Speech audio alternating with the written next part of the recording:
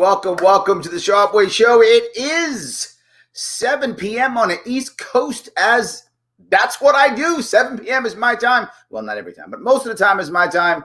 It is Monday, and we are saying, ask me anything. Yes, AMA that we always try to do so that people can have a conversation here to the best of my ability. I'm sorry I can't be taking phone calls, but eventually I will get to that point when my overlord allows me to open up my studio again. Then I'll be able to do that. Until then, this is kind of the best we got. Please, as always, like, comment, share. It is important for those algorithms so that people see what we are talking about. They see what we are doing and they care. So please go ahead, like, comment, and share. And of course, follow me on Twitter. That really does matter. Follow me on Twitter does matter. Please head over there, click that button.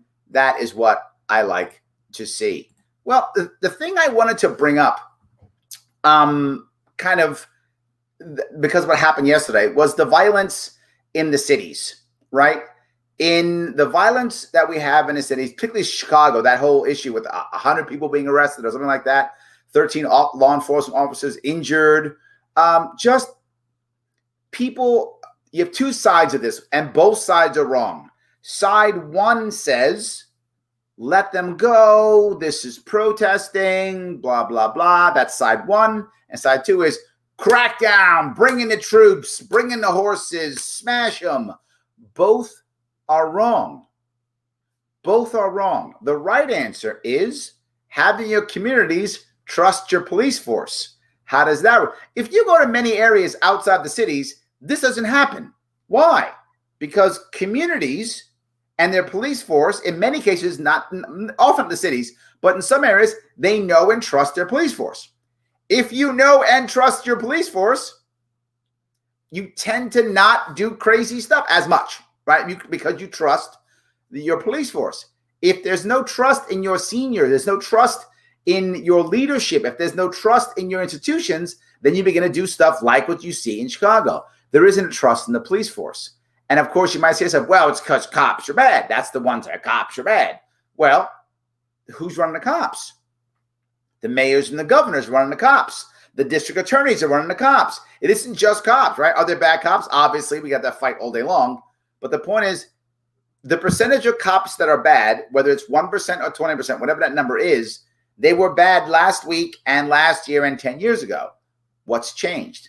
The trust level of the populace in their police force in major cities. That trust level has gone down. And with that, you have more violence. So how do you fix that, right? Well, crack down or let them go or let them talk. No, it's what I talked about literally now, what's it, 4 months ago, 3 months ago, whatever it is. Have a plan. As dumb as that sounds, as simple as that sounds, where's the plan? I haven't heard one. Maybe there is one. Maybe there is, and I just haven't heard it. The only plan I heard was the one I talked about, a plan that changes the system that allows us to start talking to each other, that allows communities to be policed the way they want to be policed. All of a sudden, what do you do? What do you do? So let me grab a couple of these. By the way, thank you. Hi, everybody. I appreciate that.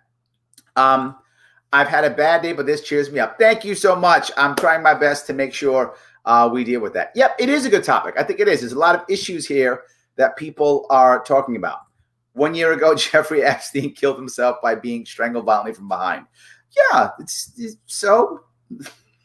funny. I like that. Thank you. Yes. All right. Can't wait to see you in Yates County. Yes, I will be there, guys. I'm on my way. If you spend too much money on budget, the government expects you to budget better, not steal more. We should expect the same from government. Absolutely. Right. Whenever you have a fire, you put it out, regardless of any damage in the process. All else is absolutely. This is not actually true, John. I like that idea, but it's not actually true. And I'll give you one example. This is a true story. If some of you may remember this, there was a story about a guy who what they would do is they would be paid to destroy places. And what they would do is they would set a small fire on purpose because they knew that once they did it, the fire department would come in and trash the rest of the place. So that's how they were doing insurance frauds like that. They would just start a small fire and everything else would be destroyed. You don't want to destroy everything because you have a fire. You don't want to use a bazooka to kill an ant, right? You want to use the precision piece that you possibly can. If I've got a fire on my stove, I may not need to knock my entire house down, right? I want to make sure I use the right tool for the right job. So I disagree with that, John. I think you use the right tool for the right job. And you also want to look at long-term damage.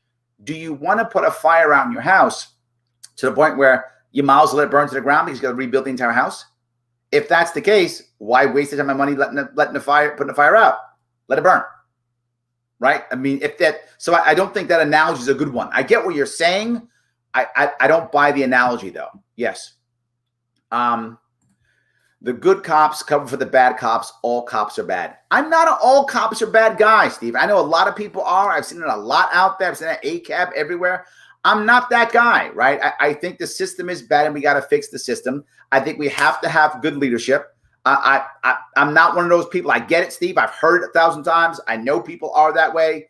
That's not where I'm going. Local leadership matters. Yes, Francis, absolutely, right?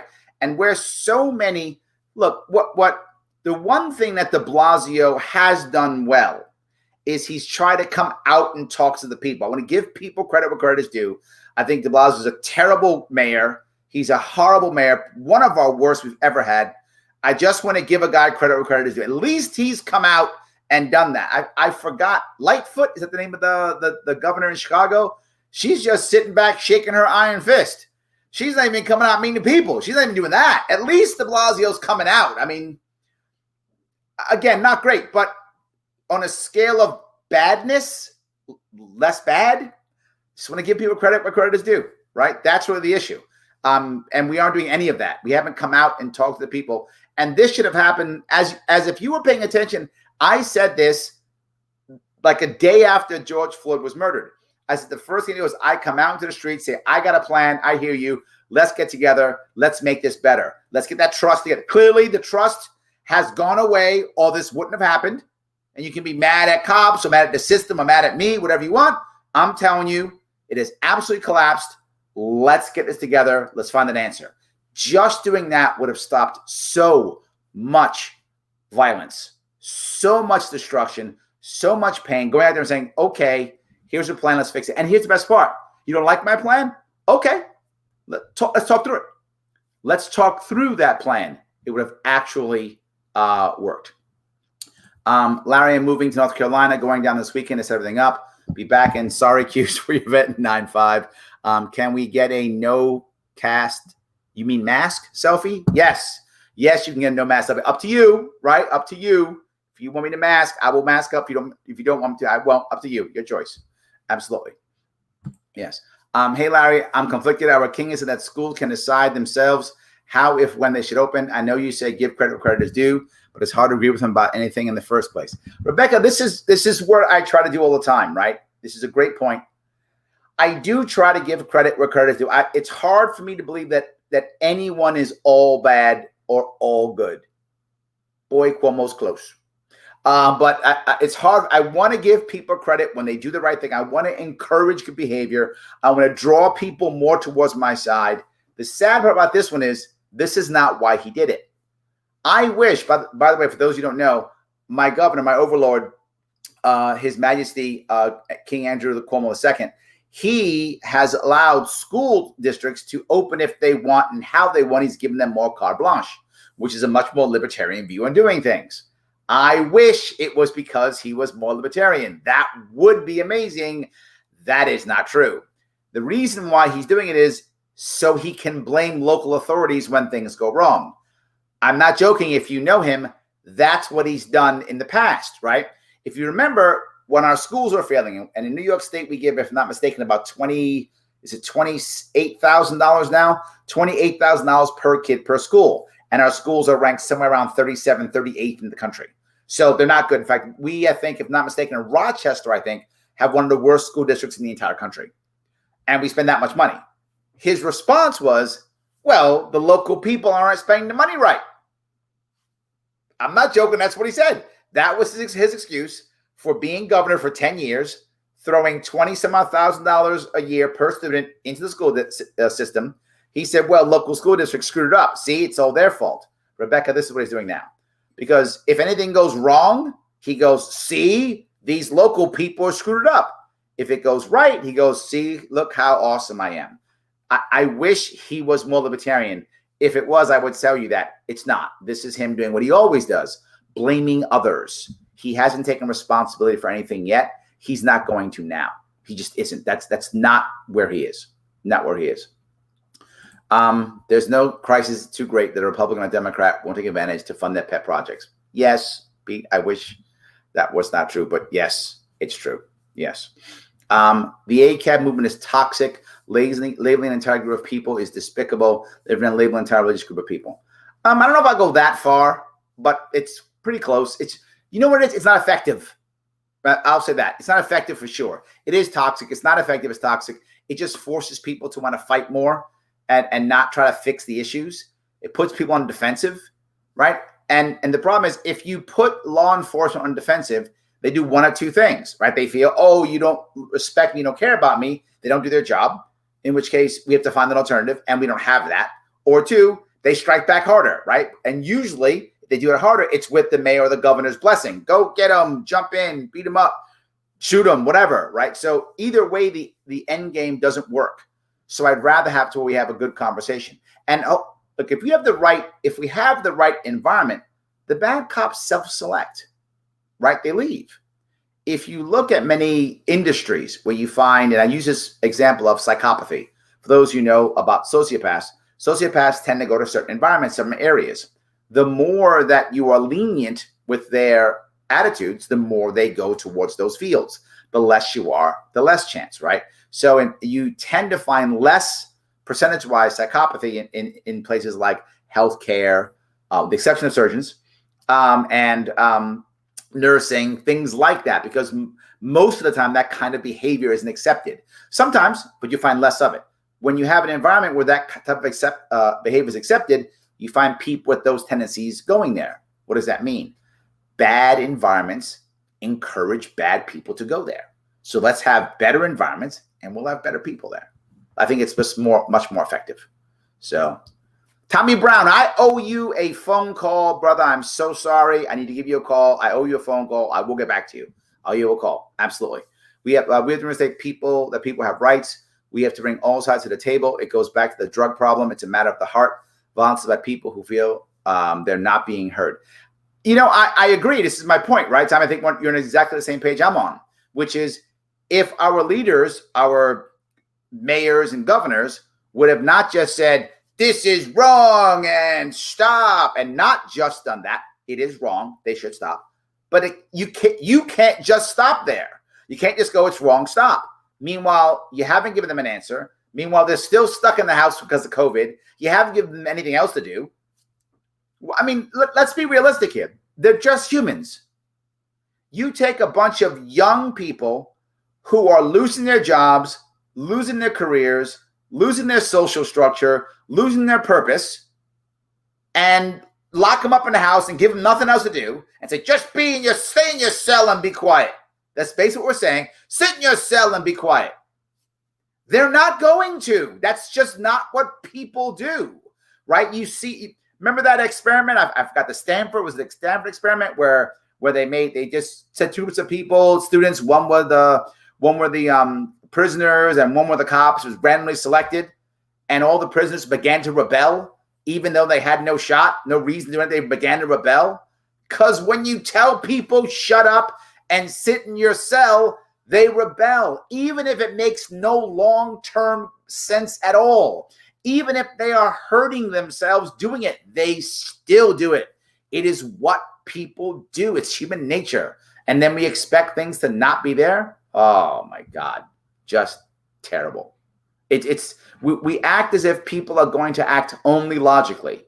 That's never happened, ever. We never answer only logically. It's always emotion and logic. That's what we are. We are emotional creatures and logical creatures. We are both. So thank you for that, by the way. I do appreciate that, Tommy. Let me see if I grab a couple more here. All right. Let's see here.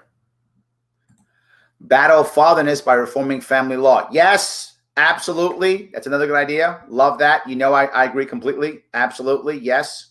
100%. Larry, I am very concerned that Comrade Cuomo has unlimited power at this point. Kelly, you are not the only one. You are not the only one, right? To the earlier point, I think Pete said it, right? To the earlier point, man, they are taking advantage of this, not just to fund their pet projects, but to see how far they can go. And sadly, for most of us, we just sat back and took it. But at one point, we're just not going to. Again, whether it is long-term damage or not, we're not going to care. We're going to lose our minds and we're going to get on the streets and do stupid stuff because that's what people do. But a savvy leader would go, hey, if I keep locking my people up like prisoners, they're going to rebel like prisoners do. I should probably find a way to not do that. I should probably find a way to make things work better. Give them a purpose, maybe. How about that? Even if I can't let them out, maybe I can't, maybe because the areas you're in, maybe coming out is not realistic. Okay. But then how do you give people purpose? Right? Let's fix these problems. How about enlisting people to fix problems? How about that? There's lots of problems. Let's enlist people to fix problems. Yeah, that would work. But no.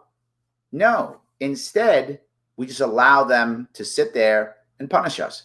And to your point, is there a constitutional check on his power? Yes. But is anyone going to stop it? No. Can he rule by decree forever? Yes. For those of you who don't know, there are no term limits in New York State. Cuomo can be our governor until he dies. And unless someone runs against him to stop him, he will. He'll be our governor for 20 years, maybe 30 years. Why not? What would stop him? He could do it. Right now, people very often work until their 70s or 80s. He's only 60-something. We have at least 20 more years of him. We'll get 20 more years of Cuomo if there's a state left. Well, that's not true. There will, because he'll take us through bankruptcy in 2023, 2024. He'll take the state through bankruptcy. And if he takes our state through receivership and bankruptcy, then he'll rebuild the state. He'll rebuild the state in 2024, 2025, 2026. By that time, by 2029, there'll be 2030. There'll be bridges with his name on how he saved New York after he'll blame Trump. After Trump destroyed the state, he'll blame Trump and COVID. It's never his fault. So sadly, Kelly, yes, there is one check we have. Voting in 2022. That's our check. If that doesn't work, there's nothing else. No, Larry, it's about respect for the law. Interesting. Which is there to protect us all. This looting is nothing about distrust. The criminals trust that they outnumber the cops who won't be able to control this. The spirit is that they're destroying their own communities. I'm not sure that the destroying of the communities is stupid. I think it's short-sightedness, if that makes any sense. I don't think the people are necessarily stupid. I mean, I think they're angry and short-sighted. I think that's true. They've always outnumbered cops. I don't think that's the issue. Are they feeling safer? Yes. That's 100% true. But outnumbered, I mean, even in New York City, there's 40,000 cops in New York City. There's still 8 million New Yorkers. So I think the individual people have always outnumbered. And the protesters have almost always outnumbered cops. Not always, but almost always outnumbered cops. I don't think it's that. I think they do feel that not much will happen because, that person's going to be the next George Floyd. I think that's true. Yeah. But a lot of people respect the law. I think most people respect the law. I think most people do. Not all, but I think most do. I think they're looking now for a reason. They respect the law. They don't respect the system. Am I making sense? I'm not sure I am. But I think they see it. I'm trying to put it into their mind, right? If what they're asking for are better laws is what they're asking for. So I think they do respect the law. They just want their laws. I hope that made sense. They want a system that they think works best for them. And it's not there. But here's, of all these things, Mary, if they had to get up and go to work tomorrow morning, they wouldn't be protesting. I mean, it's literally that simple. Give them something else to do. Okay, I can't physically go to work because I'm afraid of COVID. Okay, but what else can I do? How do we set this economy up and running from home? Somehow, some of the larger companies have figured this out. I know lots of it. I do during the day. I do love coaching. I know lots of people I'm coaching from home, and somehow they're running businesses. Somehow they're running their jobs. Somehow they're doing it from home. They have purpose. They're not out there protesting. because they got stuff to do. Man, let's give them something to do. I like that better. And a good governor, a good mayor, a good local leader, right? As Francis said, a good local leader would have done that. Would have given them something to do. Would have put them on a mission and changed things. Would have put together, a weekly Zoom call with, I don't know, the district attorney and local BLM leaders or whatever, right? Whatever is the appropriate thing to do in their world. They could have done that. Did nothing. So, okay, we covered that piece. Thank you so much. Yes. Are people triggered more than normal because of COVID and BLM? What is the cause of negative? Yeah, this is my point here. I'm sorry. I should have clicked this earlier. This is what I was saying, right? This, and I bring it up often because Tim O'Connor brought us up weeks ago. He was like, COVID and the response to COVID, locking everybody up, that was the tinder. George Floyd, that was the spark that set it all afire. Right, Sherry? If people had to be at work and had purpose and had something else to do, there wouldn't be so much protesting. Don't get me wrong. Was George Floyd murdered? 100%. He was murdered. We have a system we've got to change. That doesn't mean necessarily that we now have to have violence in the streets. That's not required. That's the extra piece that came because everyone's so triggered, to your point, right? That piece was not required, right? That part came because of the triggering. I think that's why that happened there. So I do believe it's extra because you've got a bunch.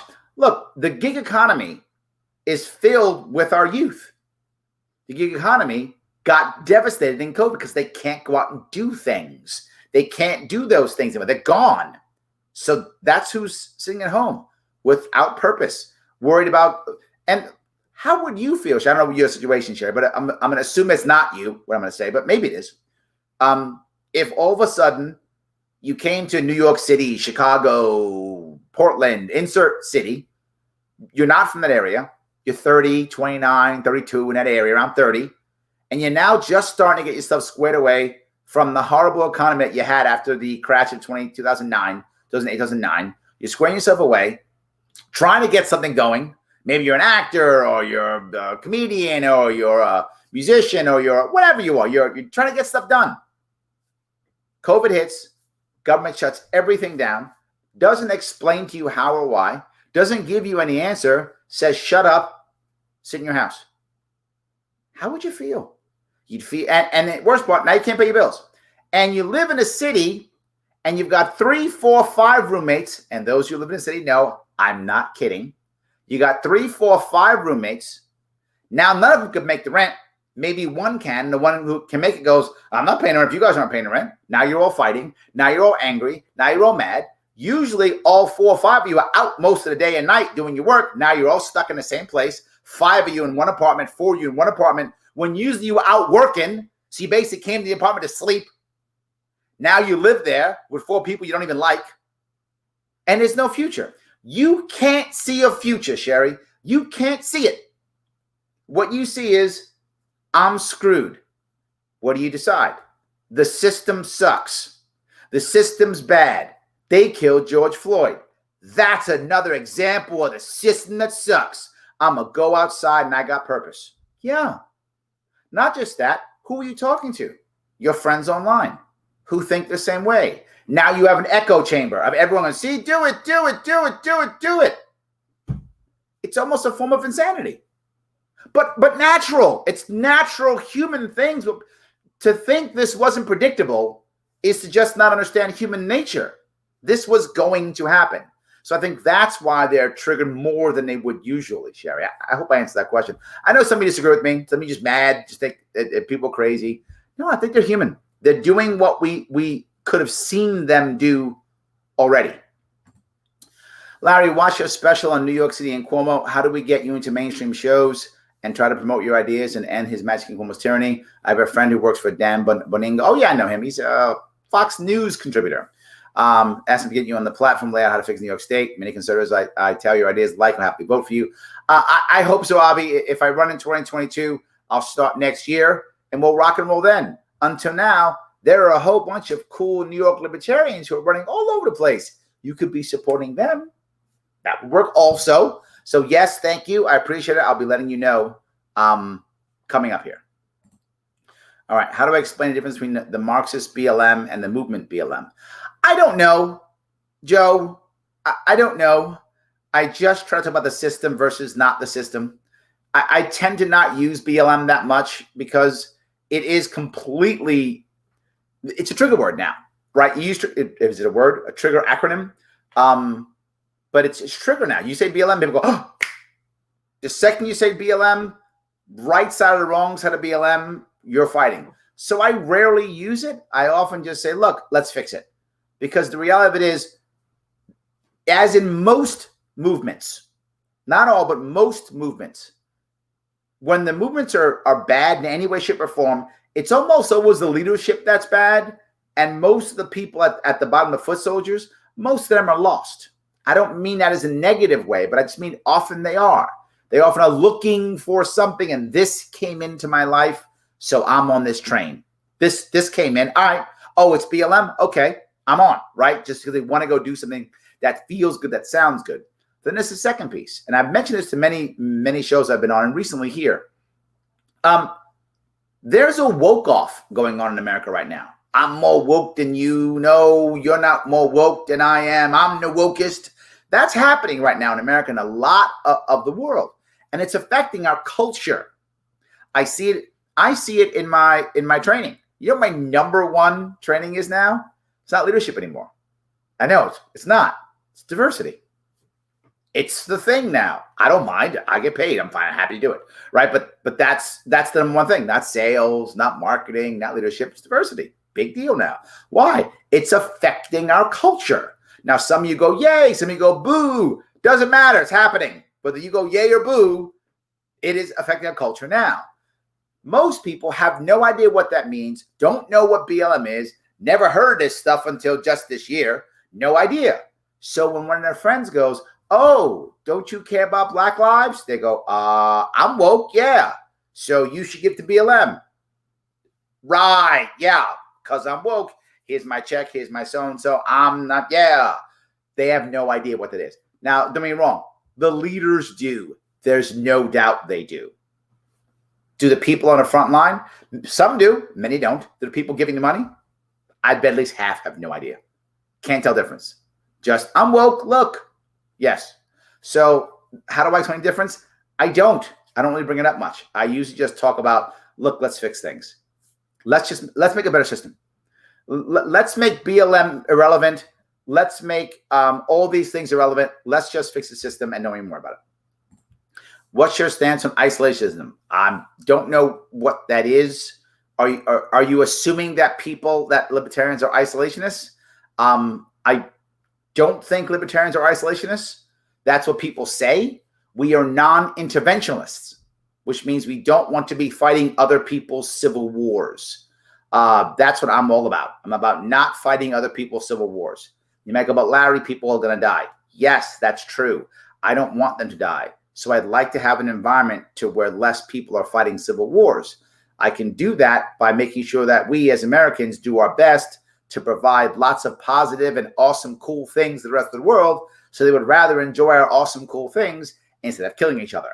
Now, that's not a perfect answer, but it's a better answer, right? The more cool things that people get, the less time they want to blow all this stuff up, right? Kill people, less time, less chances. Less chance to do that. They still might. Look, people in other countries have all types of reasons to hate each other. And us being Americans, we can't stop necessarily. Can we make it easier? Yeah. Can we lower the odds? Yes. Can we open up our arms to people who are being bombed? Yeah. The problem is we're doing most of the bombing ourselves. So as we bomb them, we create refugees. As we have horrible war and drug policies in South America, we create refugees. So we're creating refugees that now we have to take in, that we don't want to take in. So then we shouldn't have the problems that we're doing. We shouldn't be bombing and having war on drugs in foreign countries. If we don't have that, we don't get refugees. So I'm not about isolationism. I'm just not about being the policeman of the world. Never have been. And in my perfect world, just so you guys are interested in what I think, in my perfect world, not perfect world, in my American military, American military in my world basically has three wings, basically three. Wing number one, I think we have to have a nuclear deterrent. I think we have to have one. What's kept us out of nuclear wars is the fact that we can nuke anyone in the entire world to nothingness. And I think we need to keep that. Now, can we lower it? Maybe. I don't know the details of how many bombs we need to do that. But whatever that number is that we can nuke the world, whatever that number is, let's go there and no higher. Then we're done. I don't care if the Russians get more or the Iranians get whatever. I want just the amount where, no, we can nuke anybody into nothingness. We got that. So that should exist, be updated. I'd even be okay, in theory, ending the bombers. Right, for those who don't know, the nuclear triad is the bombers, the submarines, and the ICBMs. I'm unsure we need the bombers. I don't know. I'm not saying we don't. I'm saying I'm open to even getting rid of the bombers. I'm not sure we need them anymore. I think the submarines and the ICBMs might just do the job on their own without needing bombers anymore, which again would make things a whole lot easier. The Air Force can worry about going into space instead of worrying about bombing people with nukes. I'm okay with that. Second, I think we need a huge massive cyber, both offense and defense. We do not have this. This is where we have nuclear deterrent already. Cyber, we compared to others, we are in trouble. We are not prepared for offense and defense cyber attacks outside of our country. Internally, we spy until like this no tomorrow. That we got down. The internal secret state police, we're good on that. We need to make sure that we can stop that and have cyber attacks outside of our borders. You know, the problem is we're going to have non-state players doing things to us, and people who say the non-state players, like Putin says, oh, it wasn't me and Russians, it was maybe some Russian guy or whatever, right? That type of thing. I got it. Well, maybe you should control that Russian guy. Well, go to hell, President Sharpe. Great. Cyber attack. Now you got 4 Chernobyls. How about that? You like that? The Israelis did it to Iran. Cyber attack. That's my threat. My threat is I shut your entire grid down. That's my threat without having to drop one bomb, send one Marine, nothing. Cyber threat to stop those people who are non-state players, and if need be, state players also. We're not going to invade. Taking land is, you know, what's that, World War II? We're not going to have a tank battle, take over land and conquer territories. That's fantasy time. That doesn't exist anymore. No one's going to invade us. That's not going to happen. That's a fantasy also. Now, who wants to capture our land? Intellectual property is what matters now. Property just gets in the way. Population gets in the way. People want intellectual property. That's what they care about. That's the conquest. The conquest isn't land anymore. Those days are far gone. So cyber. And third, we already have this, but we need to expand this. The best special forces in the world. We need a whole lot more of them. We have the best already. We need more of them. We need that when there's Osama bin Laden or someone like that or whomever who decides, I'm going to go get you guys, that we can send, you know, I don't know, a platoon or a company of hard charging Marines or soldiers or sailors in there and just get rid of them. Get out, get in, get out, get in, get out. That's you. Oh, you attack us? You and everyone you love's dead. Okay, walk away. That's it. Walk away. No conquering, no invading, no bombing. They're dead. We're back. We have that type of military. We are squared away. That's what I want. That's not isolationism, and that's not bombing everybody, being the police of the world. Now, what I want to keep some bases open. Maybe in one circumstance, I'm open to the concept of keeping open some bases if we are going to have a joint way of patrolling the sea trade lanes, and we require a base to keep our naval ships, patrolling. I'm open to that. War's not going to end. Happy to have that. That's our Navy. Its job is to make sure the ships are going in and out of ports and stuff. Fine. If we need a couple bases for that, it's fine. But do we need bases in Korea and Germany? Of course not. Japan? No, not at all. Maybe we need Yale Garcia, which is, for those of you who don't know, is in the Indian Ocean. Maybe we need that one or something. But that type of thing, doing our share, not policing it on our own, I would consider that. And trade. I would open up trade with every country. North Korea, Cuba, Iran. Yep. You want Coca-Cola? You want Fords? Whatever you want, man. All good. You want it? Take it. Go ahead. Take it. I want them to. Our greatest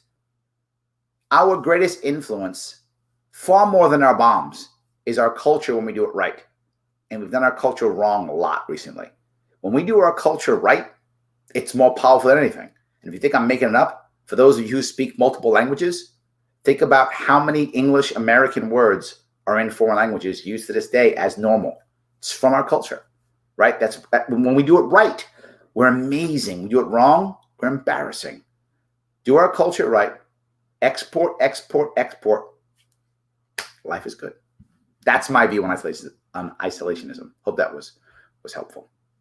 Good. Have you considered posting short clips, the best moments from your show interviews? I haven't had much luck getting your show traction on Reddit since the videos are lengthy. Yeah, I'm considering that, right? I'm creating a lot of content right now, and I need to be able to support it. And if you guys want to help me do that, you can. And you would help me do that by heading over to Patreon right now. Thank you, Alex, for that commercial for me. Head over to patreon.com, sponsor me for 10, 20, $100, whatever you got. Sponsor the show so that I can afford to pay some people to do that. Yeah, I would do it. Absolutely. I'm happy to do that, but the show doesn't make that much money right now. So I'm doing this because it matters. We need to have something like this out there, right? There are 80,000, Liberty podcasts, tons of them, all in the same people, talking to the same people. This show talks to lots of people who are not libertarian, discusses things that aren't hardcore libertarian, and has an audience that's at least half non-libertarian. And that's what I'm trying to achieve.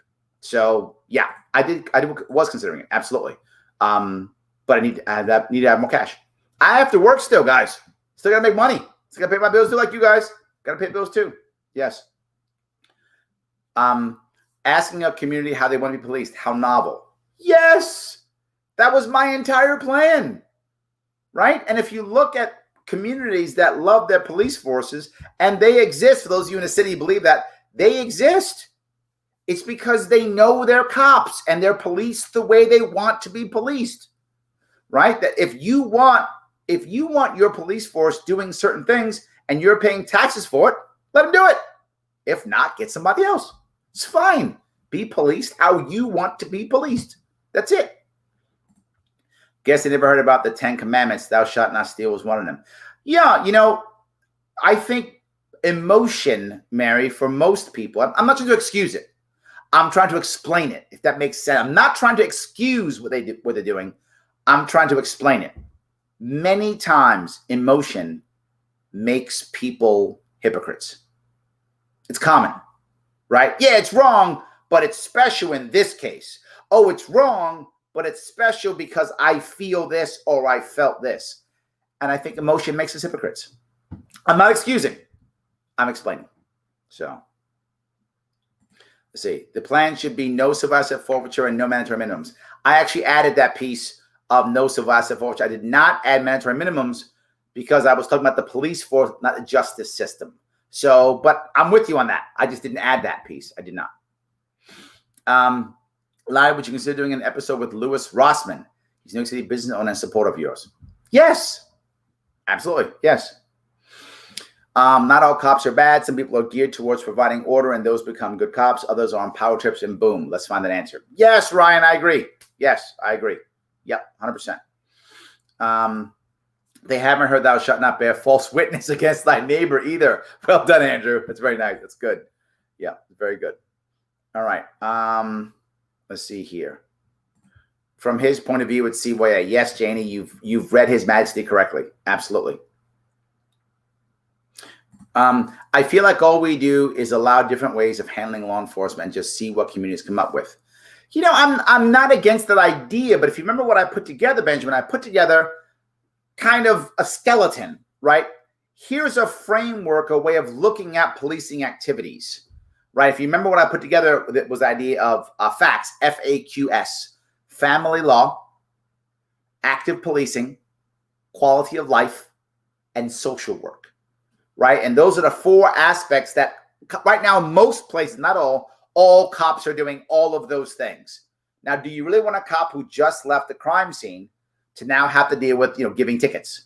Or a cop who just left a crime scene to now have to go deal with family and deal with some kids who are screaming and crying? Do you really want that? I don't. Cops are just people. They see a lot of horrible stuff. And now, obviously, you want them there? I don't. Let's mix and match.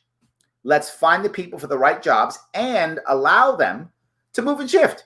right? Look, if you're in the military, I was a Marine, you're in the field for a year and a half or whatever it is, a year over in Iraq, 15 months, maybe 18 months if you're extended, right? A year and a half, you're in Iraq or Afghanistan. Then you rotate out and you come back to the world, as they call it. You come back to the world. You're not in that anymore. You're someplace else. You get your head out of that area. Why can't we do the same for cops? Let a cop be active policing, a year, 2 years, whatever is the right amount. I don't know. Depends upon what stuff you see and what you do in your world. To your point, Benjamin, maybe let individual counties and departments decide what that time frame is. Then give the guy a break. You know what? Write tickets for a year.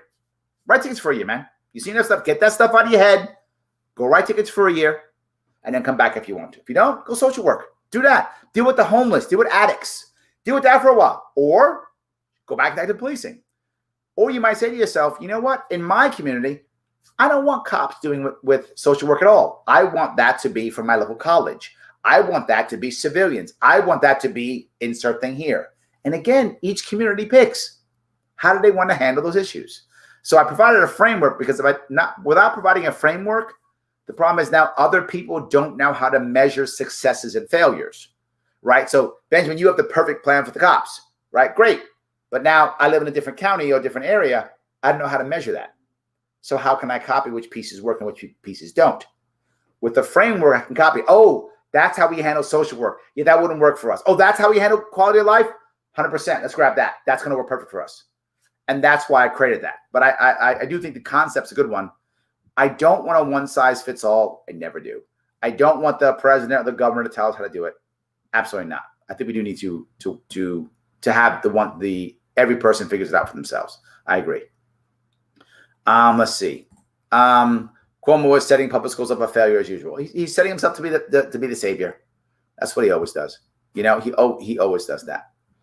So, all right. Larry Sharpe, we have to reinstate. Oh, did that one already? Sorry. Why are you still living in New York? You are never going to affect any change there.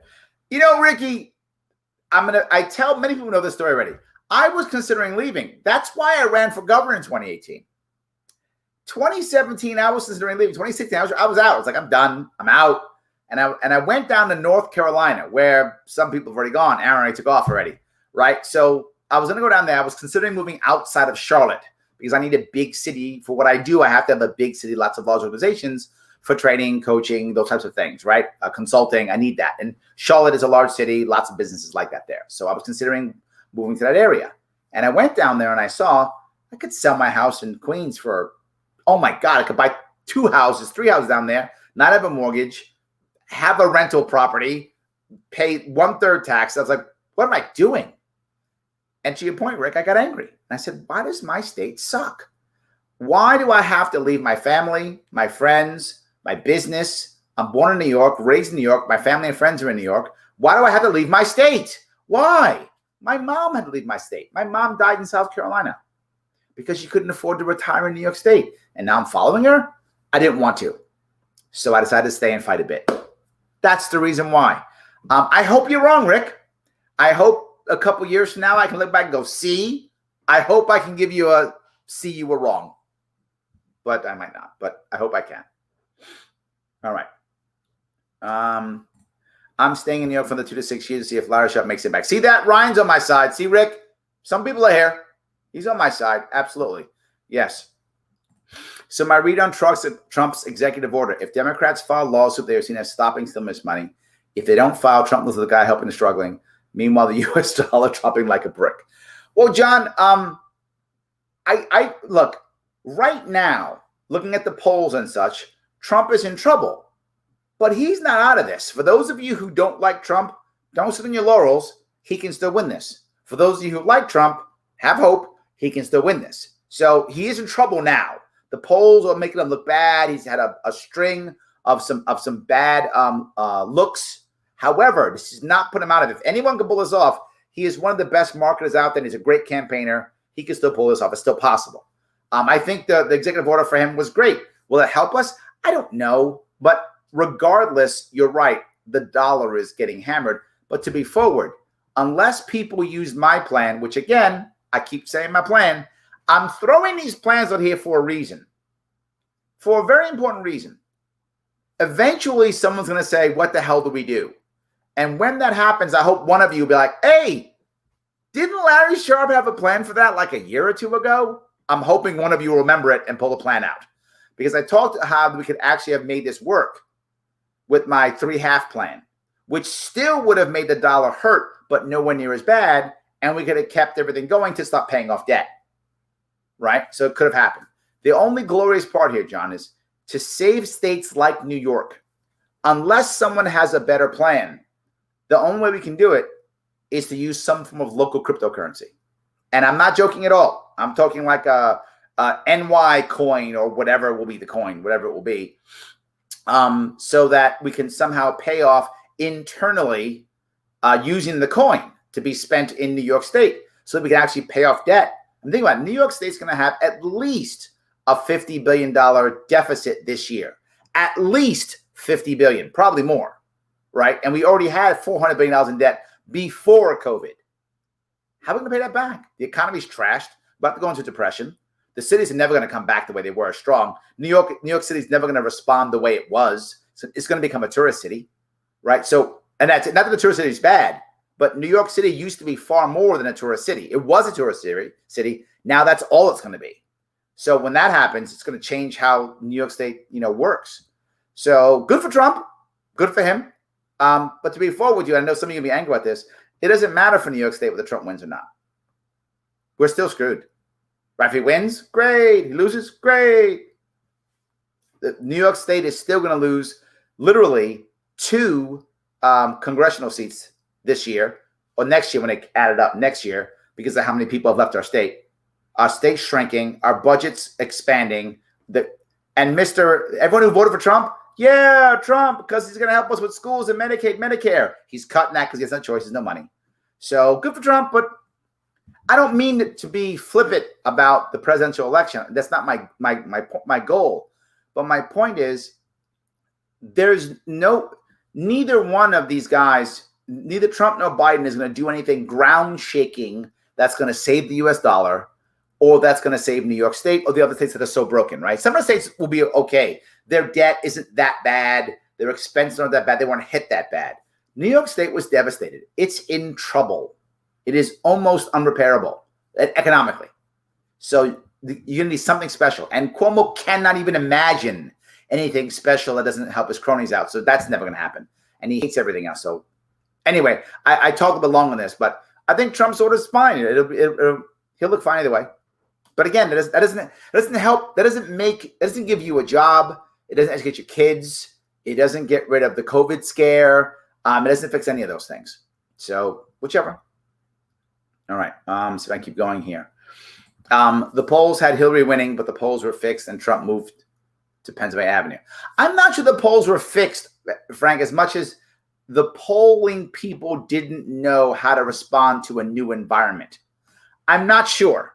I mean, my gut tells me they really just weren't ready for the fact that, people were using cell phones and were getting rid of their landlines and things like that. People weren't responding to email.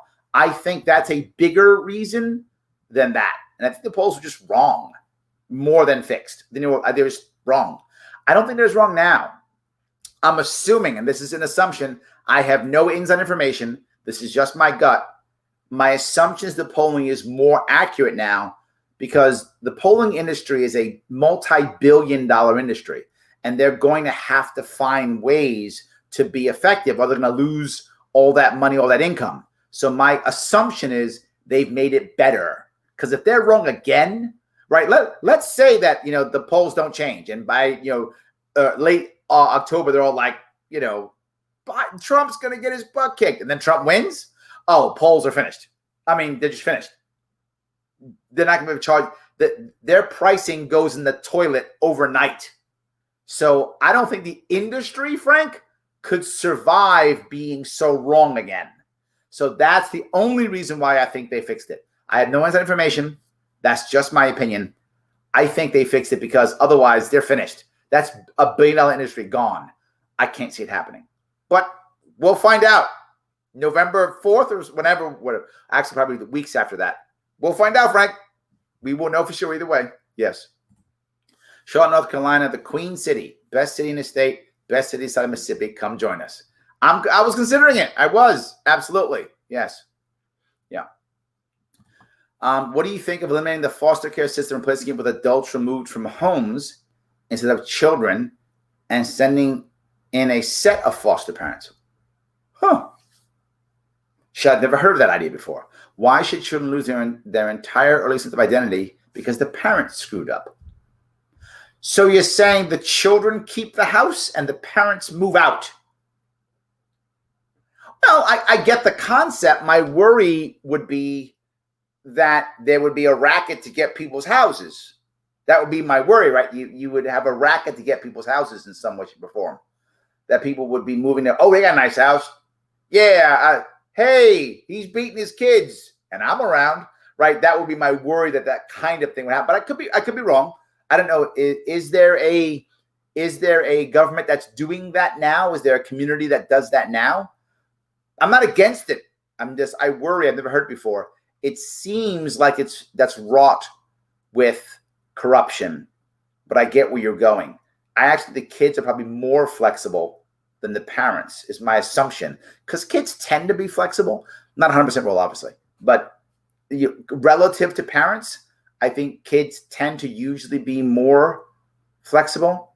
But I'm not sure we even want the foster care system. Is that the right way? I mean, right now it's a disaster. Foster care is a disaster now for so many people.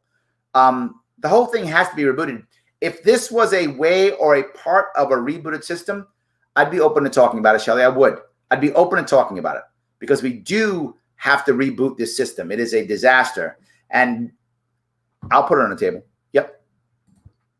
Money print to go burr. Yes, it does, Damien. Crank it, crank it, crank it. I wish it wasn't true, but man, it is true. Absolutely, it's true. What do you think of AOC's if indoor schools can open, why can't indoor dining? I'm going to give credit where credit is due. She's right. Yeah. But I think indoor dining in many cities is open, right? Not all cities, but in many cities it is open. In many cities it is. So, yeah, you wear the mask to go in and the server wears the mask, but you don't, or something like that. I forgot how that works. But, yeah, absolutely. Look, the arbitrary nature of government is what that is, George. In reality, what I said from the beginning, this goes back to trust. Talk about trust in the cops, right? Remember the idea that one of the reasons why people are fighting so much is because they don't trust their establishment anymore. They don't trust their system. They don't trust their state. They don't trust their cops. They don't trust them. Yeah, in many cities, that's true. So if you want people to trust you, here's a general rule. The more authority you give people, the more loyalty you gain. That's not necessarily an exact, swap, but generally as you give more, you tend to get more. Not 100%, but that's a good general rule. And the more transparency you have, usually the less, I heard a saying today about a sliding scale of conspiracy. Maybe that's what it was. But the conspiracy theories begin to go down the more transparent you are. There will always be somebody who says, no matter what Larry Sharpe does, he's trying to kill people or whatever is the thing that I'm trying to do. There'll always be that guy or gal. But I think if you have more transparency and more authority, it's better. What I mean by that, instead of saying you may open indoors or you may not, instead of doing that, here is what the CDC recommends for ways of running your restaurant. Here is what New York State Restaurant Association recommends. And they're all on the same website. Boom, boom. If they happen to match, awesome. And if you care your restaurant and you look at them both and go, oh, wow, they match. Huh. It might be true. If they don't match, does it matter? And you know what? The CDC may not know the difference between takeout and smaller sizes, but the Restaurant Association might. So allow more people to put their ideas up and then allow each of those organizations to authorize a stamp with an inspector. If you come by, the inspector comes by, looks at it. Yes, you follow the protocol. You get a stamp. 1, 2, or 3 stamps. 1 stamp, 2 stamps, no stamps. And now, guess what happens? The consumers decide. But even more important, since they all have the right stamps, we'll know where the case is coming from. We'll know which ones are actually working, which ones aren't. You hear people go, oh, masking doesn't work or this thing doesn't work. Well, if you had different ones working different ways and we could see what happens, by now, again, I spoke of this 6 months ago in March. Is that 6 months? No, that's 5 months. Sorry, 5 months ago in March. I spoke about this in March. If we had done it then, by now, George, we'd know exactly what works and what doesn't. We'd have data right there. See, these work. These don't work. We would know. There'd be no, well, does a mask work? Does it not work? We would know. We'd have the protocols in place now. And more people would trust the protocols because it's transparent and you get to decide if you can do it or not. When you tell people you must do something, they rebel. When you say you should, here is the information, I'm gonna look. Most people do. Even if they don't believe it, they go, you know what? Larry's whining about the mask and he's putting the mask on. I see him outside with the mask on. My mom's mad at me about the mask. Fine, I'll wear your dumb mask. And then wear it, even if they don't believe it. They would just do it. Fine. Larry stops complaining and my mom just yelling at me. Here, look, mask. You happy? That would have happened whether or not you believe in it or not. And then over the course of 5 months, we would find out if it actually works. We would know. And then we could say, see, here it is. It works. Here it is. It doesn't work. Done. So very often you'll hear me say, I don't have to have the right answer. I don't. The goal of any good leader is to facilitate the intellect, the strengths of those who he hopes is following him or her. Right? I want people to voluntarily follow me. I don't want to follow me because they're afraid. I want you to go, yeah, no, that guy's pretty smart. Let's follow him. He's going to allow me to use my talents to the best of my ability. Yeah, I'm behind this guy. Yeah, he'll actually hear me, and when I have good ideas, go, damn, do that. Yeah, he'll do that. I'm behind this guy. That's what I want, George. I went long, George, but I hope at least that makes sense. And I'll give AOC, as always, and I have given her credit before. I've given her credit for busting her rump to win her seat. I give her credit when, for saying this. When she says the right thing, I'm always going to give credit where credit is due. In this one, she's right. Absolutely. All right. Criminals always feel like criminals. They will always act like criminals. That's true. Yes. Yes. Programs that allow us to work with the police where we can help them and fix the division. Yes, absolutely. That's what I was talking about. That's my entire plan, Damien. Yes, that literally is my plan. Allowing a community aspect for each one of those four so that we can decide at the community level, how much community do we want involved in this? And what I brought up more than anything else was family law, and I talked about local churches, right?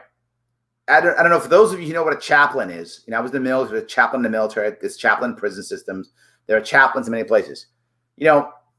Chaplains in many cases are almost magical. I mean, they have a patience level that is saint-like.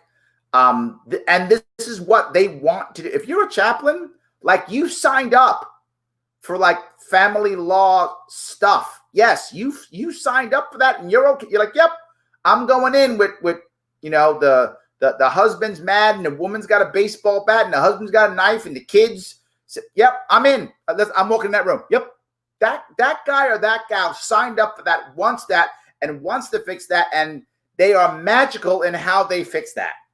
So maybe I want local churches involved in my family law enforcement and in certain areas. Yeah, if I can get local people, community to show up when we need them, why wouldn't I?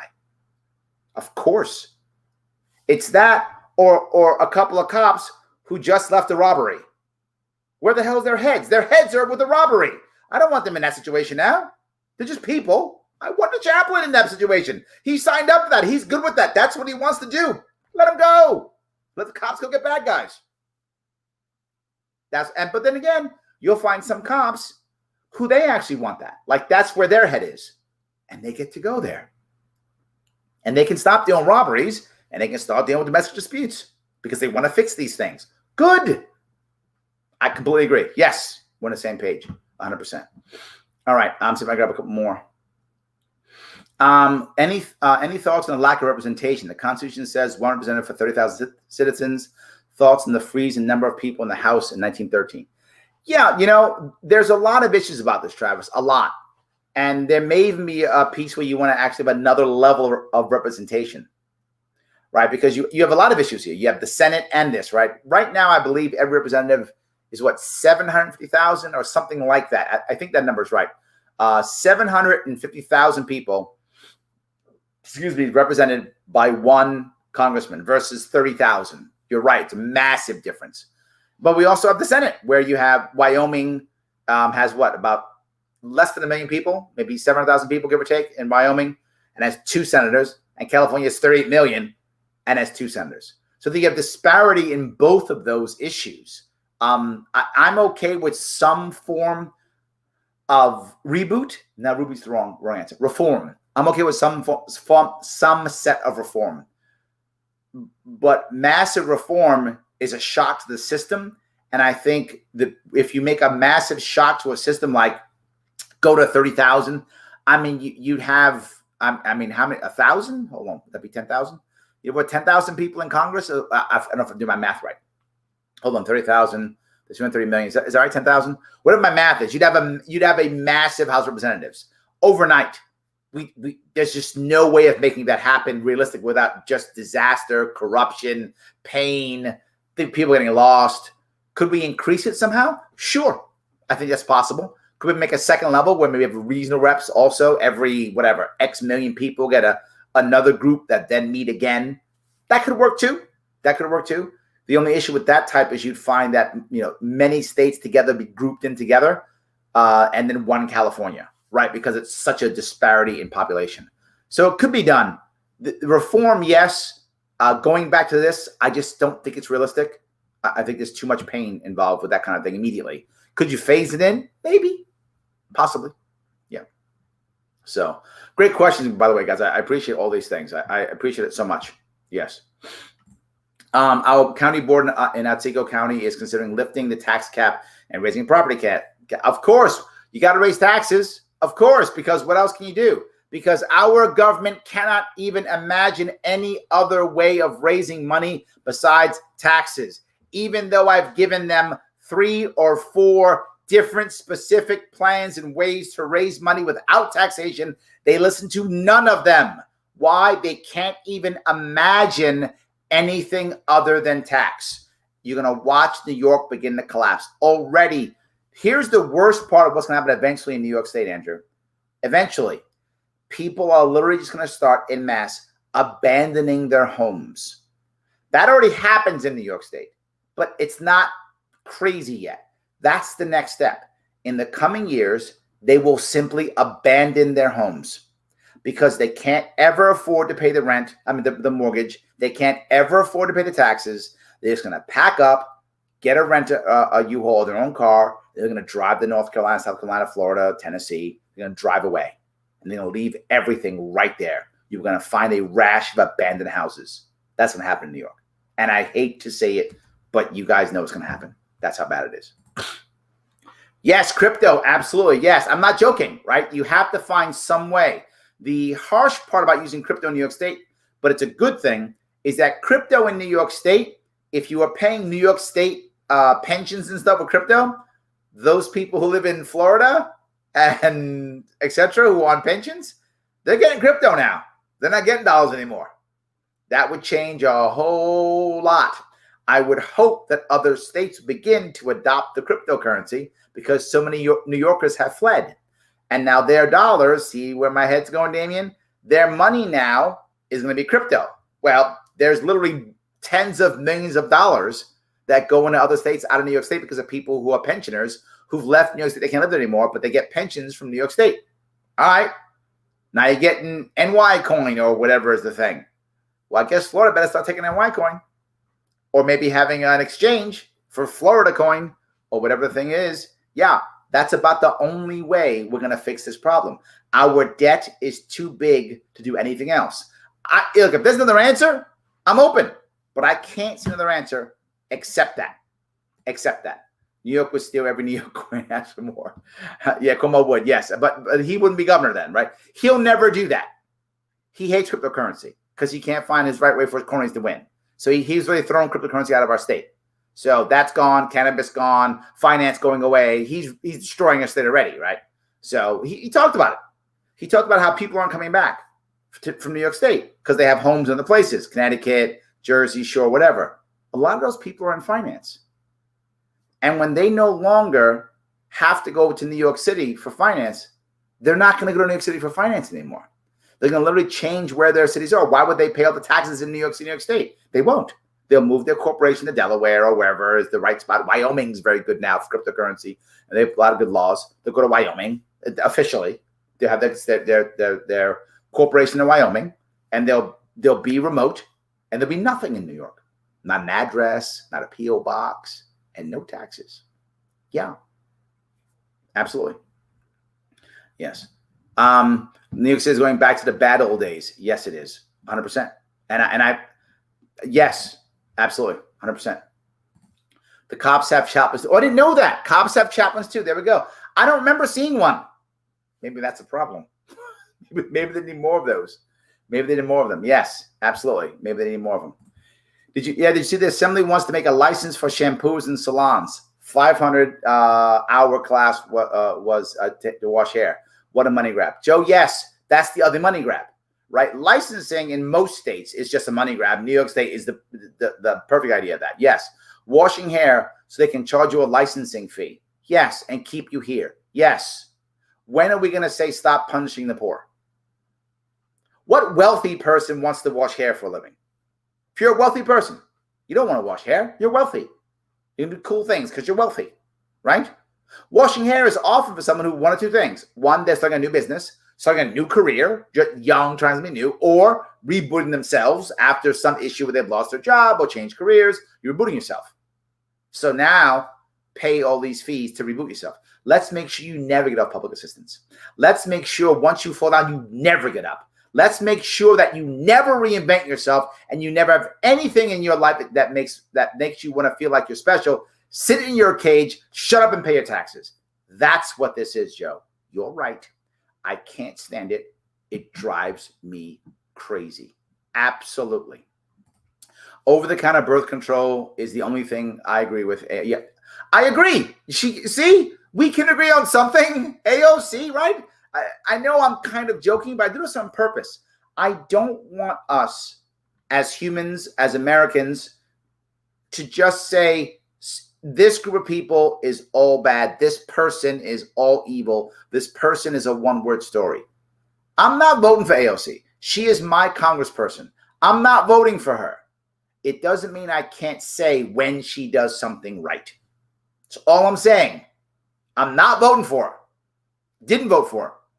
But I can say when she does something right. And in this case, over-the-counter birth control. Her and we're in. I love it. Awesome. Sports betting in New York would bring in a tremendous amount of tax dollars. Yes, absolutely. I agree. Yes, but he's got to fight that. Yeah, our Native Americans and our tribes, we've had problems with that. You're totally correct. But again, you're asking someone who doesn't even understand that concept. He can't even go there. He can't go there. Absolutely. All right. Perfect because the restaurant industry that found solutions, the state didn't. Yes, that's my point. The restaurant industry absolutely will find the answers eventually. Over time, it will take some time. But it's already been 5 months, and now we're in the same spot we were 5 months ago. That's my entire point. Right? People abandoned habits of the Buffalo in the 70s. Yes, Shelly, you remember that, don't you? Yes. They're going to start walking away. They absolutely are going to start walking away. I don't want that. All right. Let's see here. They are abandoning around. Oh, is that cuckoo like already at record rates? God damn it. You know, I hate when I'm right. I hate when I'm right. I want to be wrong. I want to be wrong. I want next year everyone to go, Larry, you are so full of it. Look how awesome Cuomo is. He fixed our state. I wish that was true. I wouldn't have to run. You remember when I was on Joe Rogan? The end of Joe Rogan, he goes, Larry, you need to lock your ideas down. I said, why? He goes, people will steal them. I said, good, then I don't have to run. I don't have to do this. I can just go back to work. People will fix my state. Travis, I don't want to be right. I want to be wrong. I want Cuomo to turn around magically and fix everything. I'm full of myself. Anyway, and Proverbs being bought up at record rates. Yes, and this is the greatest reason why the wealth gap grows. The left and the right are both lying or don't know. The left says, well, the reason why the gap is because of the tax cuts. That's the reason why the gap is there, because of tax cuts. The right goes, well, the gap is there, because people are making good investments, and that's why smart people, both wrong. The biggest reason why the wealth gap has gone is because of the crashes, because of the Fed. The Fed ensures the wealth gap, and it keeps going. Two reasons why. Number one, there's a crash every 10 years or so, give or take, right? .com of 2000, hold on. Yeah, .com to real estate in 2009, and now this one in 2020. So about every 10 years, so there's a big crash. They know when there's going to be a crash. The actual people who are running things know, ooh, I see it. World's about to end. Oh my God, world's going to end. And what do? They do a thing called burning their books. People or financial advisors literally tell the people who are at the top of their list, this thing's going to happen. Get liquid, get into cash. You can buy things. So an example, you've got 100 people who is your book of investors, your book of business, people who give you money, people who buy life insurance, and so and so. Top 10%, they're probably 10 million and above in assets. They tell all of them. They all get out, get into liquid. Don't tell the rest. Crash comes. All people in the middle class, what do they start doing? Selling off their assets, abandoning their homes. Who buys them? People who are liquid, which is the wealthy. So the wealthy grab up all these assets. Jared Kushner was notorious for doing this years ago. Notorious. I mean, many people, I'm not blaming Jared. I'm just saying he's a popular person. People know he was famous for doing this. Still happens. Been happening for years. Still happens. Right? So they still start grabbing, and people are buying these things, buying it all up. That's where the massive thing happens, right? The very poor actually aren't affected as much in a crash. We should always care about the very poor. Always, we should care about them. Always.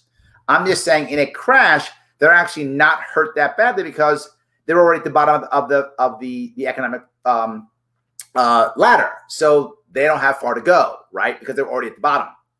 It's the working poor. They are devastated. And the middle class, they are just slaughtered. The working poor and middle class are slaughtered because they're on a cusp of trying to grow. So when it happens, they fail. They can't pay bills. They must sell their assets. The wealthy pick it up. The super wealthy, they're set. They explode. The wealthy, the high middle class, that's a gamble for them. Some of them will fall into middle class, and some will explode even higher. That's how it works every 10, 20 years. That's the wealth gap more than anything else. It's not, well, he's a lawyer versus she's whatever in the mailroom. That's not the reason. This is the biggest reason. And you're seeing it happening already, Travis. And by the way, I warned you of this. I said this months ago this was going to happen, and now it's already happening. Damn, I'm tired of being right. Okay, yes. All right. I just want to start a shoe sign station on Main Street and have to pay a license to it. No, you got you license. Sorry. Yes. All right. Two family friends moved out of my community and moved to the South. I went to school with their son, who's 3 years older than me. Yeah, I know, and they're gone. When this next election comes, I hope people start thinking about how many people have left. I really hope they will start thinking about that. All right, come to Maryland and vote Liberty with me if you can stay in. If you can't stay in New York, they put out Democrats for Hogan, who ran Republican in 2016. Yeah, look, I'm trying to make my state work. I want us all to make our states work. I hope that we can do that. I'm not sure if we can, but I hope we can. Right? I just hope we can. All right, guys. I want to say thank you so much for this evening. I hope it was good Q&A. Thank you for all that you talked about. Thank you for everything you gave. I appreciate it. If you can support, please go ahead. Please like me on Twitter. Grow my Twitter, and I will see you all tomorrow.